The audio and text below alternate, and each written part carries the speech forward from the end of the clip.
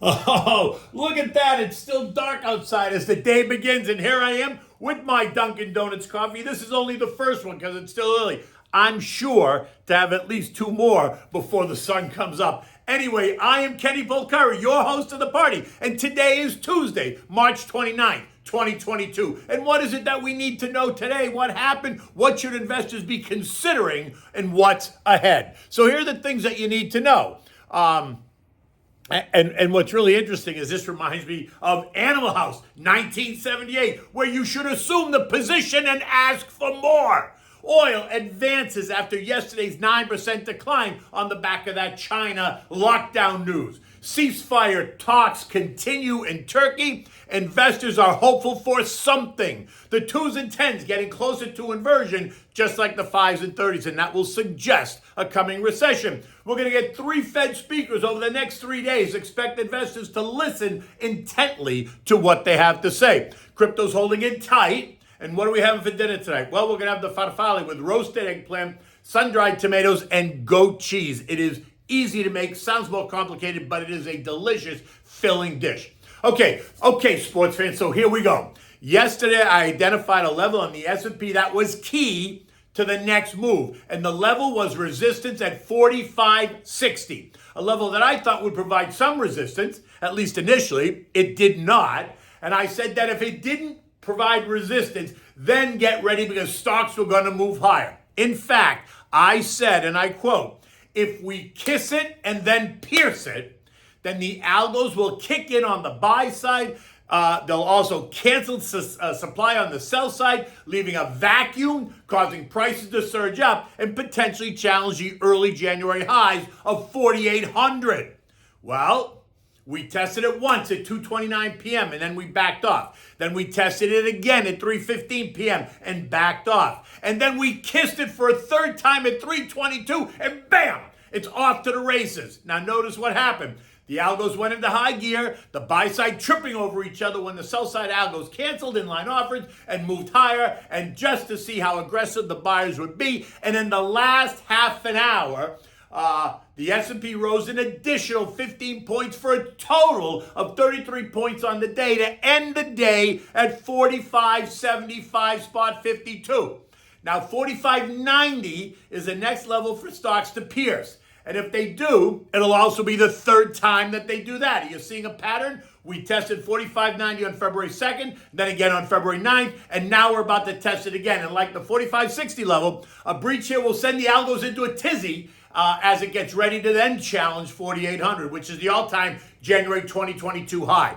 Before the meltdown that saw the NASDAQ and the Russell enter bear market territory, while the Dow, S&P, and transports tested high correction territory. In any event, stocks across the board advanced. The Dow rose 95 points or 0.3. The S&P up 33 points or 0.7%.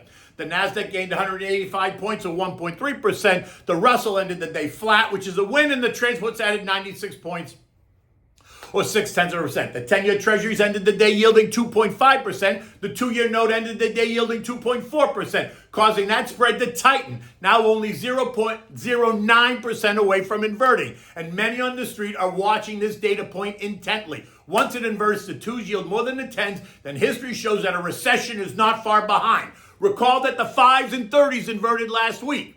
Oil ended the day down 9% or $10.50 a barrel, 103.50. The move lower credited to the lockdown in Shanghai that saw 25 million people confined to their homes to once again battle a resurgent COVID variant, something that I, along with many others, think is a big mistake. But it is what it is. And now the markets and traders are taking advantage of the recent price hike to lock in some profits on the idea that this lockdown is going to produce energy demand destruction.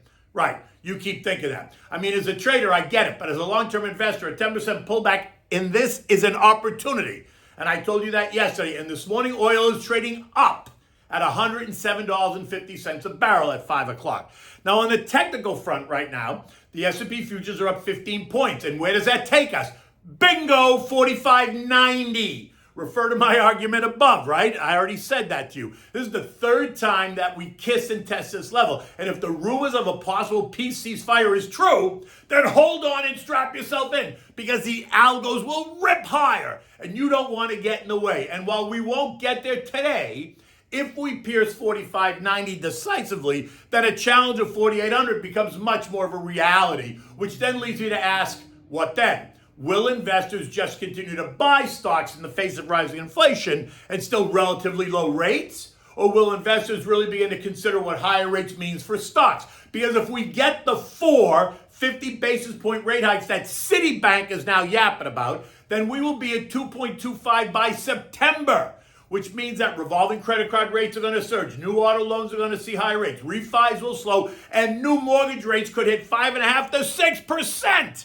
Considering right now conforming 30-year money, $647,000 or less, is now getting 4.75% with a 725 credit score or better.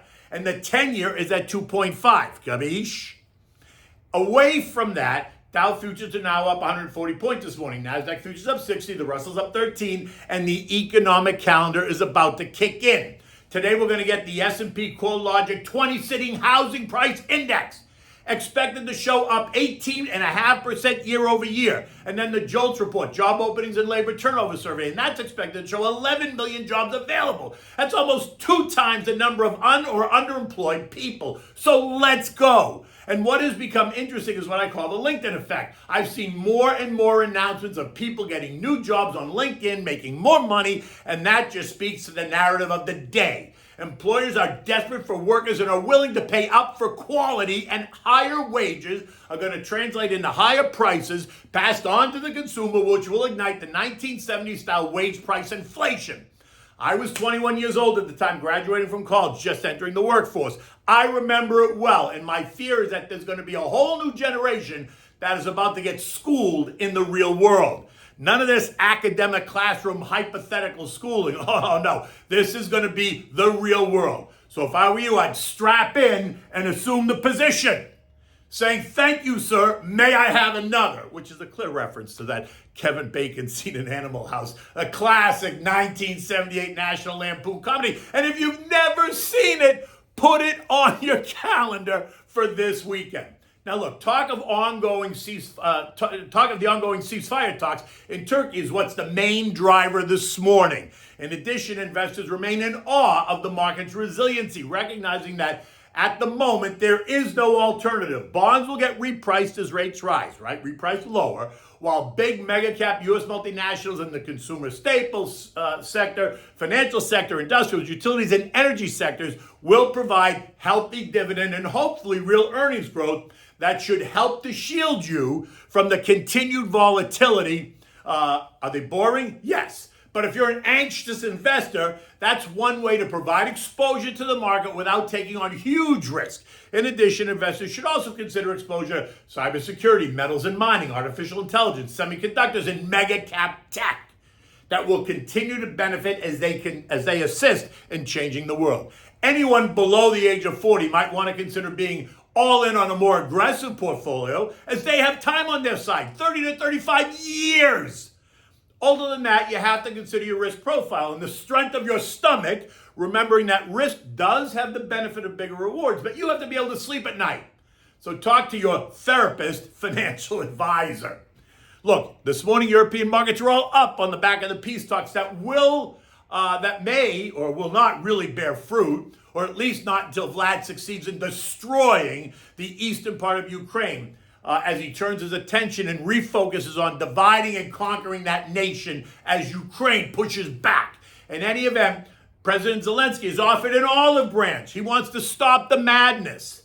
At 6 a.m., European markets are all up between 1.6 and 2.4% across the board, focused clearly on what's happening in Turkey. Cryptos are trading in line. Bitcoin's trading at $47,000. Ethereum is trading at $3,425. That's kind of right in line where it was last night. The S&P closed at 45.75, and you know what I think happens next.